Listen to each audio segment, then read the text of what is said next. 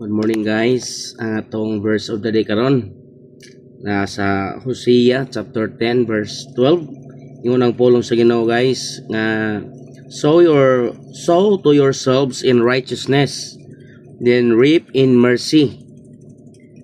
Break up your fallow ground, for it is time to seek the Lord till he come and rain righteousness upon you. Mga igsoon. Even sa Old Testament pa lang mga igsoon, gitudloan ta nga magtanom gyud ta sa atong mga tagsa-tagsa kagalingon og pagkamatarong, kay aron mo ani tag kaluoy atong ugmaron ang atong ground pinagi sa pulong sa Ginoo. For it is time to seek the Lord. Hanapon nato ang Ginoo gyud, kay ingon ang Bible mga igsoon, kita sa una nangalagad ta sa Ginoo pero dili mao nga Dios ang atong gilagaran.